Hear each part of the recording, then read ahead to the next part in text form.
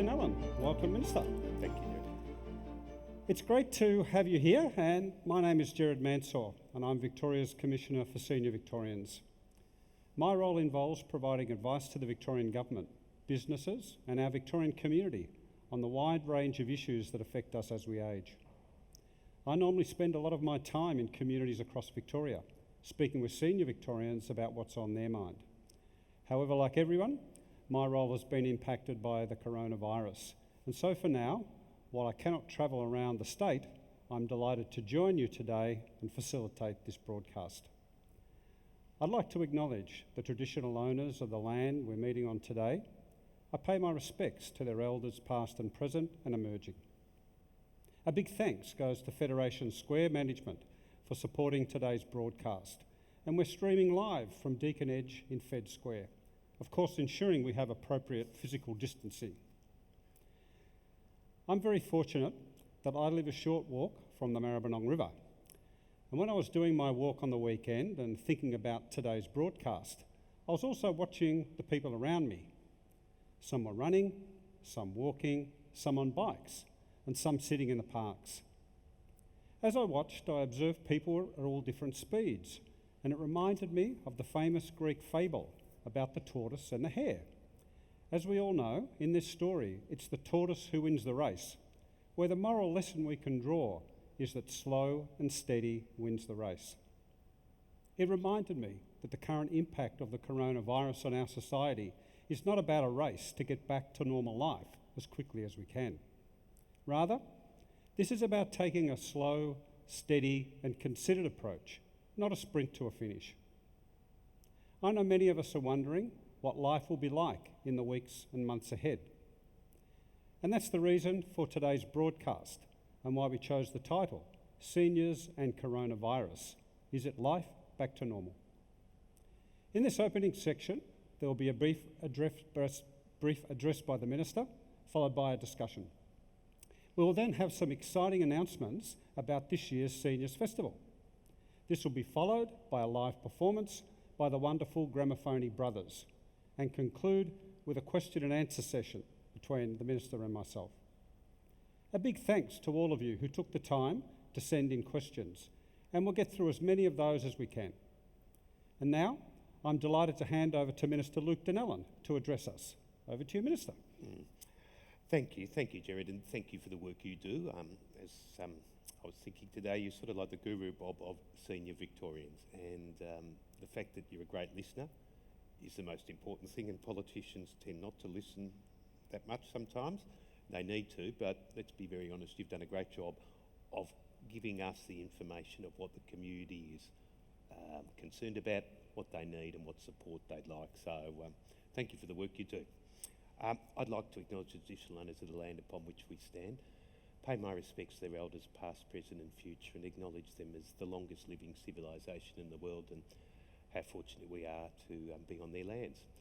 I'd also like to acknowledge everybody out there listening today. These are difficult times for all members of the community, but difficult times for our seniors. And let's be very blunt, our seniors have probably got better experience in difficult times than many in the community. The younger ones, to put it mildly, many of our seniors have been through wars, depressions, recessions and the like, and we obviously haven't been that through for 30 years. So my expectation is, out of all the community, the most resilient lot is our seniors, but that doesn't mean we don't have people out there who are feeling isolated, people who need people to reach out, say hello, give them a little bit of support and actually say you're important.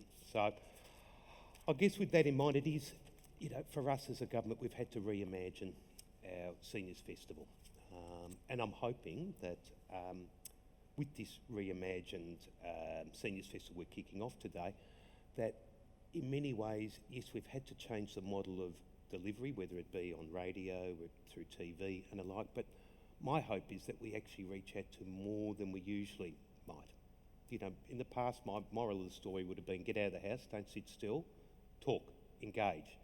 At the moment, I can't say that. As we know with coronavirus, that would be totally inappropriate. So I guess what I'm saying is sit back in your lounge room, enjoy the entertainment or listen to the entertainment that we're putting together for this Seniors Festival, and I'm pretty certain that we will have a marvellous Seniors Festival, and that we will get them, people enjoy greatly. As we know as a community, we have dealt with the coronavirus very well, coronavirus 19 very well. But I guess my simple message today is the battle's not over. There is still things like community transmission. We still need to separate. We still need to, the important hygiene messages and alike. We still need to stick to all that. I know it's very challenging, but I encourage you. I guess exercise is important. I have to do exercise every morning, so I'm not a grumpy old bugger by the time I get into work, and I don't want to strangle everybody, so I run every morning.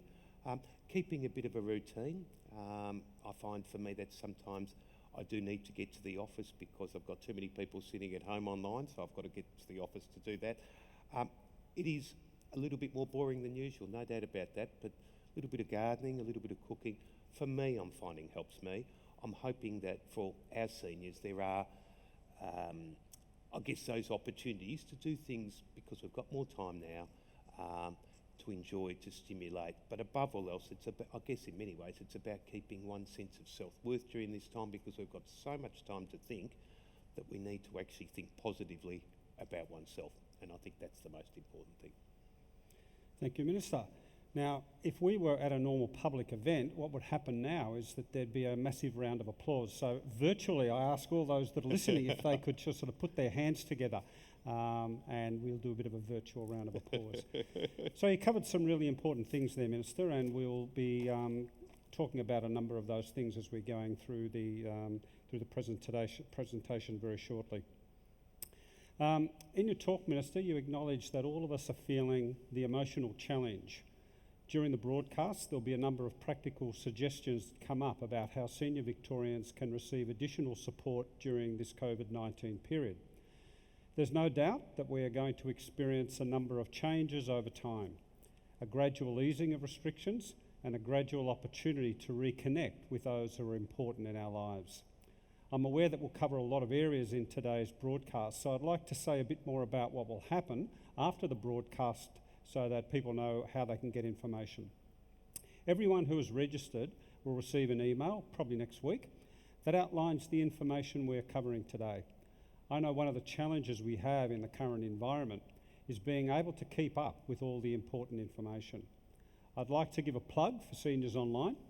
It's kept up to date with information about coronavirus, but contains a lot of key information that's relevant to senior Victorians. So, Minister, we're going to have a bit of a conversation about a positive attitude and the importance of a positive attitude. And I regularly talk with many senior Victorians, and they speak to me about the importance of having a positive attitude as they age. As people get older, they desire to have fulfilment from life, and they like to try new things. Minister, in your address today, you acknowledge the challenges that the coronavirus has meant for us all. The question I have is, how do you think that we can maintain a positive attitude to life in the light of COVID-19? Look, I know probably the most difficult time in my life to keep a positive attitude was when I lost my job in the 1990s in the recession. And one of the few things that kept me going is I kept going back to exercise and gardening, but it was the only thing that it could actually, in many ways, make me feel great. But then I look at, say, my mother. My mother can't sit still. She's got ants in her pants. And I mean that in a nice way. And she's always out there. And that's always been her attitude. She's a former child protection officer, but she won't sit still. She's a member of the U3A. She's a member of this, the book club, this club, that club. She's always out there. And I contrast that with my father, who was a former diplomat, who, to be blunt, spent too many hours thinking about life when he stopped working. And that sounds a terrible thing to say, but I don't think it was a particularly positive experience for him. Even though we try and get him down to the bowls club to do anything, he just wasn't he just wasn't inspired in that way. So unfortunately, I think my father's now passed away. I don't think he approached ageing in a particularly positive way, whereas I look at my mother and I see someone who says, look, I'll walk kilometres every day, and never sit still. And I think in many ways it's about trying to keep busy the whole time and not that negative self-reflection on could I have done things better in my life. Well, look, we all make mistakes. We've got to move on and actually be positive about the future and today, not worry about what was yesterday. And I think that's that's why we as a government need to look at how do we minimise the anxiousness, how do we minimise that time we all have for self-reflection, which could be negative. So the government's put together a couple of things, a coronavirus hotline in terms of support and referrals that we can provide to people in the community. 1800 675 398. It's one of those weird things I have. I can always remember phone numbers, can't remember anything else, can't remember names, but I can remember phone numbers. So I've got that phone number correct. And that's a hotline to actually provide advice to people. We will have a Seniors Social Club hub going up on the Seniors online website in the coming, I understand, over the coming week or so again. So, and that's for the capacity for people to get assistance, but also to participate in engagement from home, which is important because obviously everyone's at home, well, most people are at home at the moment. We're also sending, as you were saying a little bit earlier, direct mail to about 600,000 senior card, carer card and companion card holders who don't have an email address to alert them to services and the supports that are available. So we're trying in different ways to reach out further, and I'm very much hoping we get great learnings from this of how we reach out further than just the face-to-face engagement, which we are very, have been good at in the past. Thanks, Minister. There's no doubt that the online senior social support hubs are a really important initiative at a time where more older people are actually still going to be in their own homes for longer periods of time. I think your comment about reaching out for support is a really important one, isn't it? I think that sometimes senior Victorians can be very proud people and we can all be a little bit reluctant to reach out for support. So that's one of the things I'd really encourage today. If people are finding life challenging, that there are a lot of support lines like the coronavirus line for people to call to. We will be sending out more information soon to all those who registered about this really important initiative. So we're going to change tack a little bit now. So the next thing I wanted to chat about with you, Minister, was managing stress and the challenges that go with this. And last week the Premier announced that there's now one more reason people can leave home. But most of us are still spending lots of time at home. I must say today I came into the city for the first time for weeks and it was really different, to see that the city is a really different place to the one that I left only a couple of months ago. So, but older people are of course a very diverse group, and while some people are very concerned about their level of risk and are going to be remaining at home for longer, others of course are itching to return to the activities that give their life meaning and purpose. It'll still be some time before people will get back to the things they were doing in their communities, for example, volunteering. This could, of course, lead to feelings of stress. What are some of the practical things that senior Victorians can do to deal with stress and uncertainty? Geez, I keep repeating the same thing, don't I? A bit more exercise. Reach out and keep in touch with other people. And I'd suggest, looking for people you haven't spoken to for a long time. I think in many ways that reconnecting again. So I think take advantage of what services the government is providing. But I know in my phone calling, and I've done that over 3-4 weeks, to people over 65 years of age in my electorate deliberately to find out what they're thinking, that to be blunt, until last weekend or so forth, not last weekend, until recently, the thing that older Victorians above all else that came up consistently was missing connection with their grandchildren. So obviously in limited numbers there's some opportunity to do that now, which I know was what, to be blunt, everybody accepted the need to be isolated, but the one thing they missed above all else was the grandchildren. So, in many ways that might help relieve a little bit of stress as well. So Minister, we're actually going to change tack a little bit now, and I'm very delighted to say that we're going to have a bit of a conversation about the Seniors Festival Reimagined. In your opening address, Minister, you referred to kicking off today the reimagined Victorian Seniors Festival. You have decided to change the delivery of the Victorian Festival for this year. Can you tell us a little bit more about that? Well, obviously, Gerard, as you know, planning for the festival starts a long time ago.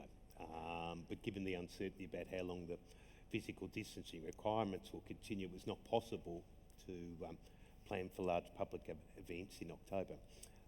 So this led us to very much say, well, we're going to have to do a new style of festival, an exciting new way to hopefully deliver entertainment, performances and the like to people in their homes through Seniors Online. So very much it's about making sure that those who aren't necessarily online also don't miss out. So, we'll be bringing the content to radio, TV and other media. And I'm very excited about this, as I've said a couple of times today, because I really think if we can learn from this, our next Seniors Festival will reach out to further number of people.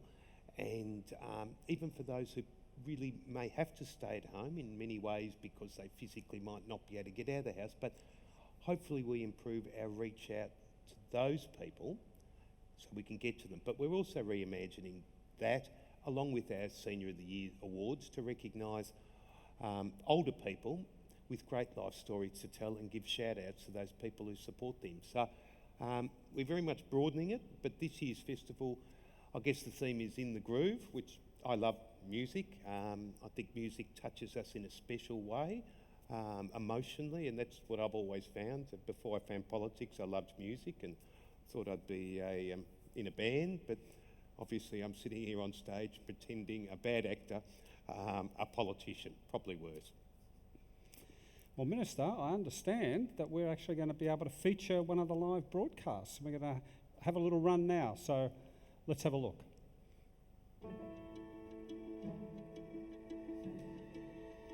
Hola Beck! Hola Victorian Seniors Festival!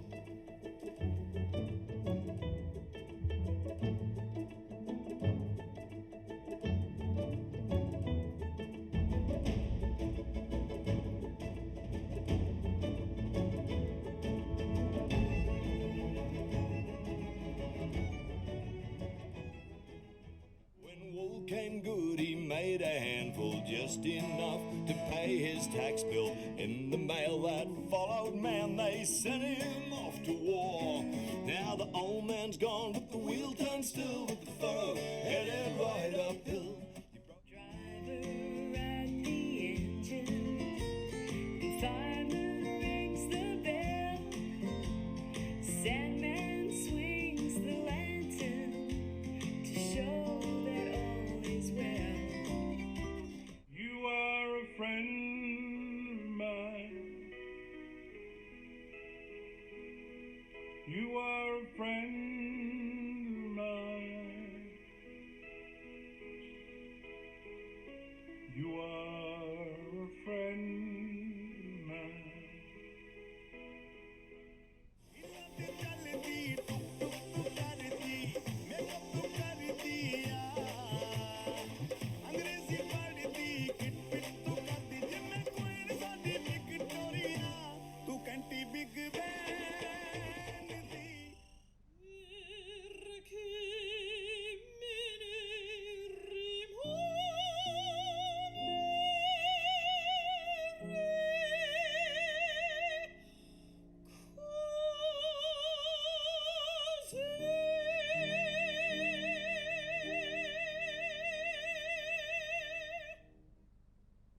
How fantastic were those performances? And they all recorded them on their mobile phones from home. What an amazing effort. Minister, when I watched that, I couldn't decide which of those fantastic performances and so many to come I might start with. I've got something I must admit. When I was a young tacker, I can remember being in the backyard singing Morningtown Ride. And what a wonderful rendition that was from Tanya Kernigan to hear her rendition. But I was just wondering, tell us a little bit about the things that inspire you in music. What are your great interests? Oh, well, we've got, in terms of the entertainment, in terms of what I like, Broderick Smith with the harmonica, who used to play in the Dingoes. I like Jane Clifton. I love her jazz music. I think she's marvellous with Paul Williamson with the Hammond combo. So there's a couple of people... Rebecca Barnard. There's a couple of people there I've seen over the years that I really love, and I love the harmonica, love the guitar, love a great voice, which I don't have, of course, so I've just got to accept I can play guitar, but I can't do much else. Well, Minister, I got a tip off. I was told that you actually are magnificent on the ukulele. I play the guitar. I love playing the guitar. So I thought we might do a little performance and entertain everybody at home. Only joking, only Okay, joking. because I don't know the chords to the ukulele. I only know chords to guitars, so I'm a little bit stuck. Well, I'm delighted to be able to introduce the Gramophone Brothers. Hey, hello, Minister. Morning, or afternoon. Thank you for all that you do. Right there. Keeping all the seniors safe. What are you playing today for us, Eduardo? Well, Commissioner, we were going to play a song about when I met my true love. Eduardo, where did you meet your true love? You really want to know? Well, it was at a dance when she caught my eye. Standing all alone, looking sad and shy. We began to dance, swaying to and fro. And soon I knew I'd never let her go. Blame it on the bossa nova and its magic spell. Blame it on the bossa nova that she did so well. Oh, it all began with just one little dance, but it ended up to be a big romance. Blame it on the bossa nova. It's the dance of love. Now was it the moon? No, the bossa nova. The stars above? No, the bossa nova. Was it the tune? Yes, the bossa nova. And what's that? It's the dance of love. Now that little girl, she's my bride to be. She's his bride to be. And we're gonna raise a little family. And when our kids ask how it came about, I'm gonna say to them without a doubt, blame it on the bossa nova and its magic spell. Blame it on the bossa nova that you did so well. Oh, it all began with just one little dance, but it ended up to be a big romance. Blame it on the bossa nova. It's the dance of love. Now was it the moon? No, the bossa nova. No, the bossa nova. Was it the tune? Yes, the bossa nova. And what's that? It's the dance of love. Well, Minister, I've got a feeling that they did slightly better than our ukulele and our guitar. What do you think about that? I'd say spot on. Absolutely. So we've now moving on to the final section, and many of the viewers very generously sent in questions, and so we've been through those and picked some of those, and there's a bit of detail that's going to be in the questions, and as I mentioned at the outset, we're going to make sure that we send answers to all the people that have sent in questions, and we haven't had a chance to shortlist all of them for today, but I reassure every one of our listeners that if you sent in a question, you'll get some information back from us about the individual questions that you sent. So I'm very pleased to say that the first question we're going to have, Minister, is actually a video question. Hello, Minister and Commissioner. My name's Anne Grigg. I'm the Member Services Manager at U3A Network Victoria. All 106 U3As are incredibly keen to get back to face-to-face classes and are making plans. We want to know when that might be. We know this applies to other groups and clubs too. What can you tell us? Happily. Well, I will tell you about the U3A. I'm not particularly concerned about the U3A because you're all so active and you're all out and about and you can't sit still, which I think is marvellous. And I say that very respectfully. I'm not being a cheeky bugger, but I don't say I don't worry about you. I just love the fact that you're out there socialising, engaging in intellectual thought, provoking each other, just being outside and socialising. So from that point of view, I think that's marvellous. But look, as we know at the moment, large group meetings whether it be 50 or 40 or so forth, are discouraged. So we'd still be saying, as much as possible, meet online. Obviously, in terms of exercise and walking and things like that, it can be up to groups of 10, but that's outside, so that's not inside.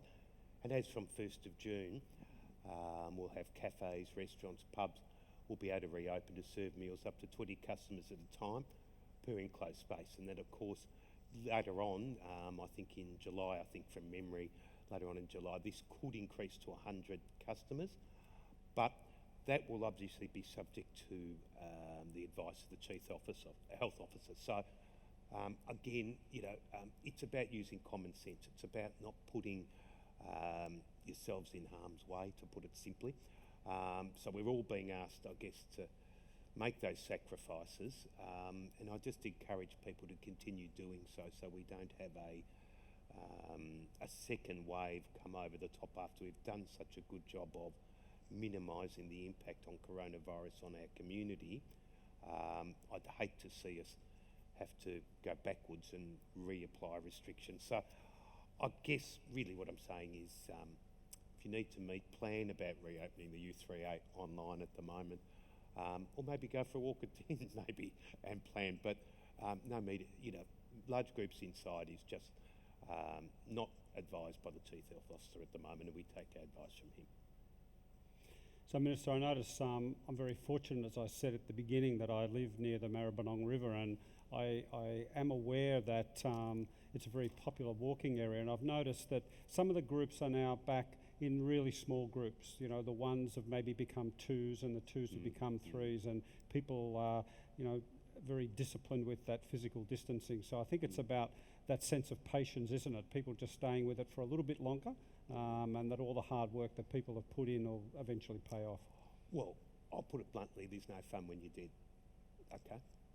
I know I can't be any more blunt than that, and I know people will say, oh God, he's outrageous, he's been quite blunt about it, but we don't get to enjoy life if we're not around to experience life. So I still, in many ways, I encourage people to keep that social distancing still, take the advice of the Chief Health Officer, so we can continue to enjoy, even if it's a little more boring life, as we'd say, but to continue to enjoy it until such time as we've really got this, I guess they say, smash the curve, until we've really got this under control. But yeah. And it was certainly one of the things behind the Reimagined Festival, wasn't it? The idea that people can still entertain and connect with the world by actually staying at home, and that the entertainment comes to them rather than them having to go out. Yeah, and look, it's a different way of thinking of things for us. I mean, for all of us, we've watched TV for years and so forth, but we didn't really expect to have specific entertainment focused, say for argument's sake, on the Seniors Festival, to actually have it well developed, well thought out, and actually to try and reach out to more people, just not have a generalised TV service there which doesn't reach out. So, yeah, I very much say enjoy it at home. It's a great way to do it, especially since winter's coming up. We've obviously got the flu season coming up, so I encourage everybody to have their flu shots.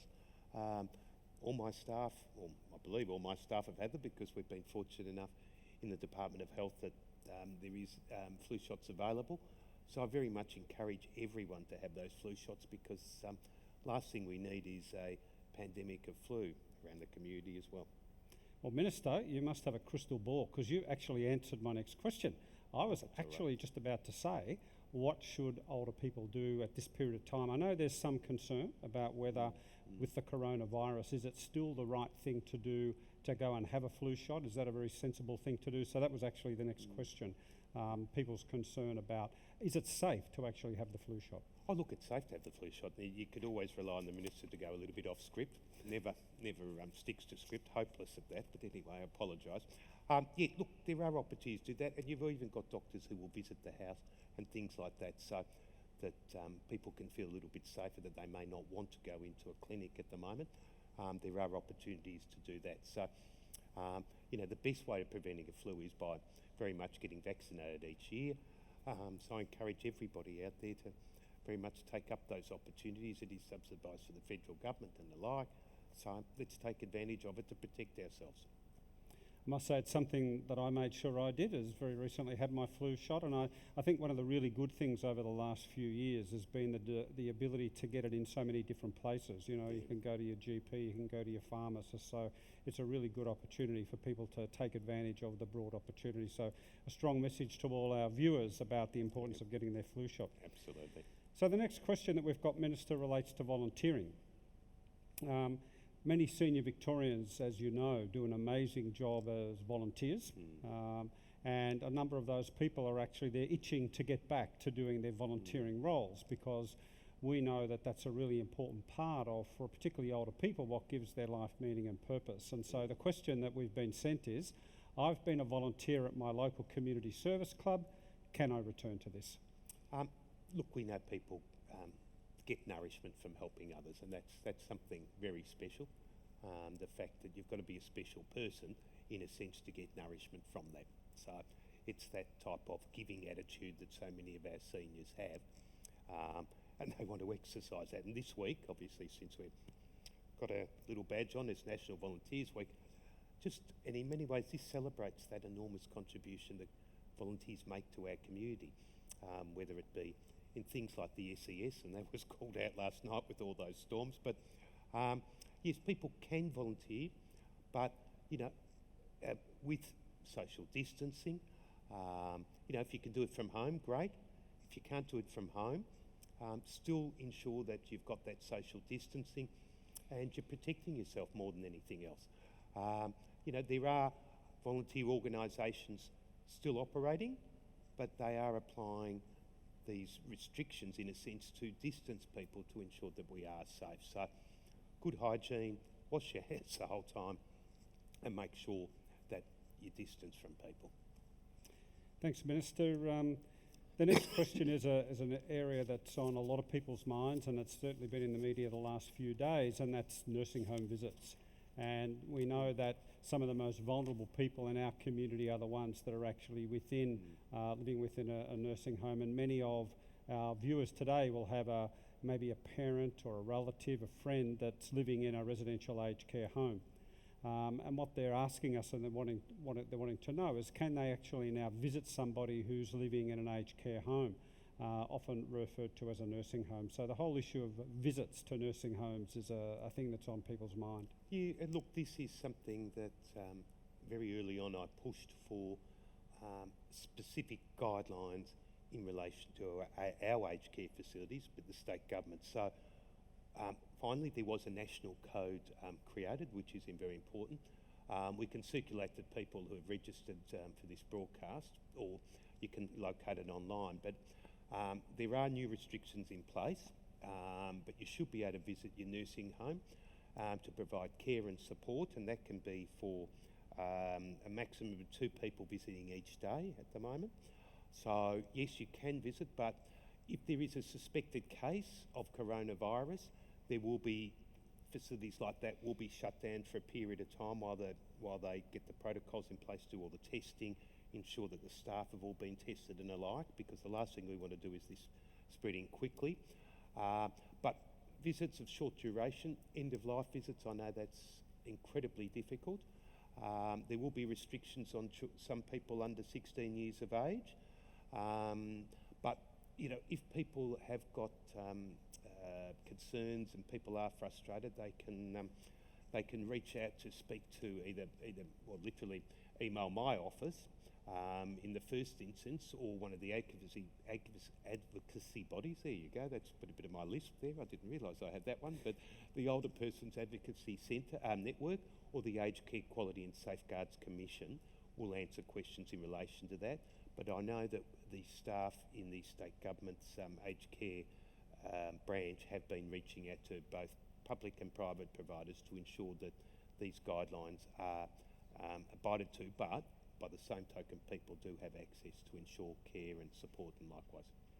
It's certainly one of the most challenging issues, isn't it, in the community, and the fear that any of us would have that as a visitor we could actually carry the coronavirus into a nursing home. But on the same case, we know that a lot of people that live in nursing homes have a lot of visitors, you know, people that assist them with food, people that live in the dementia area. So it sounds like, Minister, the National Code's a really important thing, that there's a starting point that people can actually make visits, and if there's challenges with that, they see the provider, and as you're saying, advocacy networks are a really important part of that. And in my professional career, the Older Persons Advocacy Network, I've got great respect for them. They've got great staff there, and I've got confidence that they'll help guide people through what can be, I think, one of the most challenging issues. And the other one is the next question, which is about high-risk groups. We've had a lot of media and a lot of commentary that with coronavirus there are particular groups that are at vulnerability, and some of those are in fact groups of older people. So I was wondering if you could explain to us what are some of the things that people that might be at higher risk, what do they need to do in terms of the coronavirus around social contacts and moving around our community? Well, they need to be careful. They need to minimise it. Although most people only have will only have mild symptoms, anybody can become very sick with coronavirus, as we know, including young people. However, we know some people have got a higher level of, well, a greater likelihood of to become sick.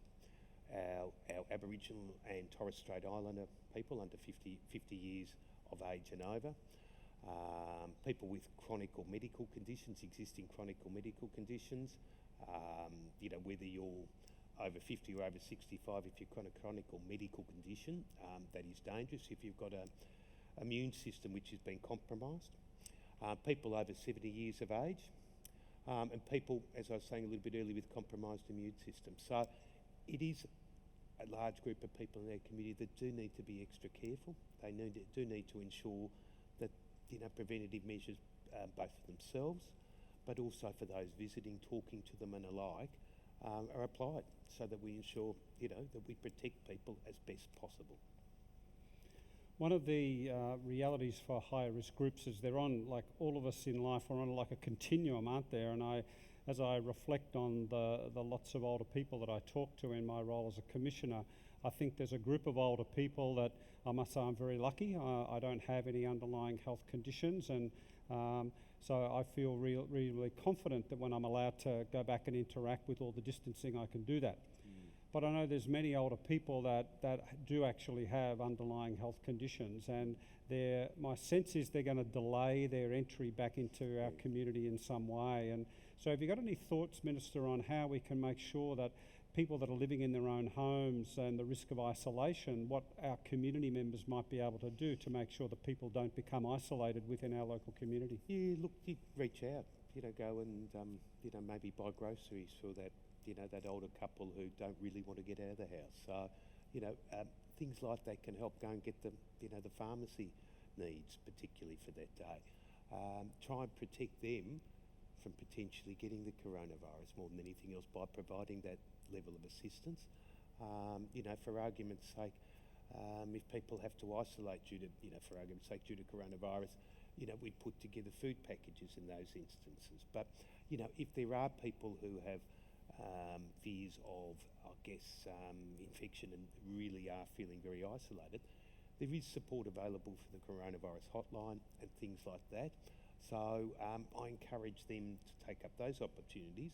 Or, look, there are opportunities that some of the supermarkets have put together in terms of delivering food and alike, which they can also register for. So there are ways of, I guess, minimising the reach back into the community and alike, and delaying that until people feel a fair bit safer. So there are other ways of getting there and helping, but, you know, it's not easy, I know that. And lots of us know in our own communities, lots of us know someone who's isolated and lonely, and I think communities are a bit of a shout out to some of the things people do. On Easter Sunday, I had a knock at my door about 10 o'clock. I thought, that's a bit unusual. Who's going to be knocking at my door at 10 o'clock on Easter Sunday morning? And it was one of the people in my street, one of my neighbours, that was taking around some Easter eggs. Came with a little basket, some good physical distancing. Yep. But I think neighbourliness is just so important, isn't it, for all us to be aware of. There are a group of people who do have underlying health conditions who are going to be slower to reconnect with our community, but we can stay connected with them. Now, Minister, our final question is a very topical one for many older people as grandparents. And, you know, in your address you mentioned a couple of times today, you acknowledged that the physical distancing is actually helping us. And so our final question that we've got is that when I go and I visit my grandchildren, given the new restrictions that are now in place, am I able to visit my grandchildren? And if so, can I give them a hug and a kiss when I see them again? These are not. There is no straight answer to this. If it's absolutely necessary, yes. If not, I'd encourage people to still find other ways to do so, whether it be online, reading books, engaging online. We'll have children back at school in a couple of days, about another week or so. Initially, I'd still be trying to keep a little bit of separation. I think that's just the best advice I could provide at the moment. I know it is the topic which came up consistently, as I've said, when I was ringing around my electorate. They could probably visit, but it's got to be distance and minimal, and I'd be only doing if it's absolutely necessary, at the moment. And I know that's very difficult. I know my mother tells me it's bloody difficult, so I'm quite aware, and that's what people told me on the phone as well. So, one of the fortunate things from my point of view is lots of people give you hints of little things you can do, and I've got two young grandchildren, a 2-year-old and a 4-year-old, and I discovered this little software product called Caribou, where I could actually be at my place on my iPad, and my grandchildren with my son or my daughter-in-law's guidance were helping them, and we could flick the pages and read stories together and communicate. So, yeah, I can understand just on a practical sense, and my grandchildren found something that used to exist in the past, and that's mail. They were actually sending me letters, and I was writing back to them. So I think there are still some wonderful ways that we can, in a time that we're exercising caution, still make sure that we have good, positive, strong relationships. yeah, thank you. So we're moving towards the end of our broadcast, Minister, and some of the questions that we've received that we haven't actually got to today related to more Commonwealth areas of responsibility. And so again, I'd say to people that while we focus today on the state areas of responsibility and answered the questions, for people that have given us questions in relation to Commonwealth government responsibilities, we'll send out that information to everyone so that they make sure that they get their answers in a timely manner. Well, viewers, our broadcast is about to finish. Thanks, Minister. It's been great to have you here. And thanks to our viewers tuning in. I'd like to call the Minister to close our broadcast and say farewell. Look, thanks, Gerard, and thank you to all those watching today. Just a reminder to everyone that information, including answers to many questions we received, will be posted on Seniors Online. I hope you stay safe and enjoy the offerings in the reimagined Victorian Seniors Festival, now showing Seniors Online. Goodbye and get into the groove.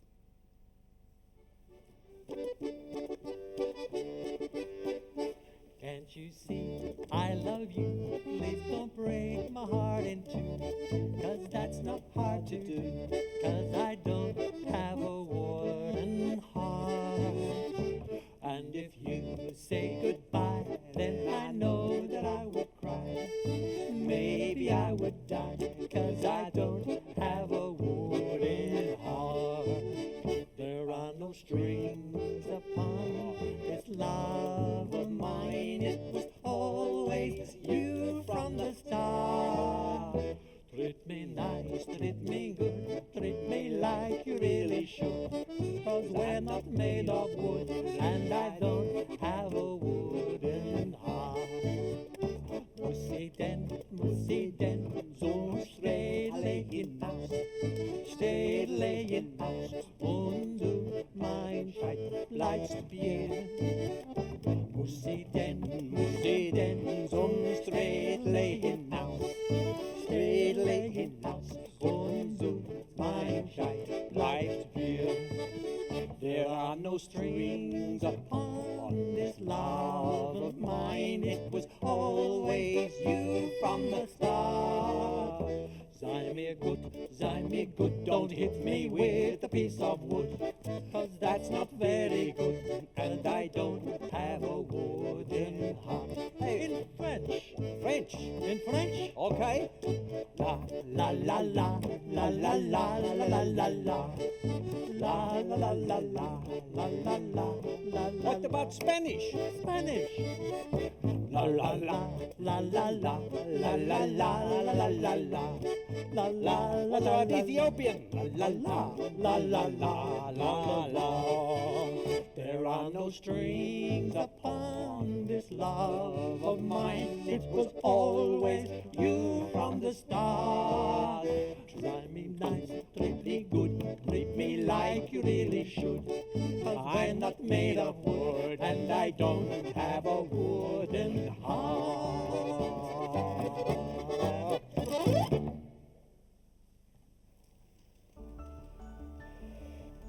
We got there. Oh, very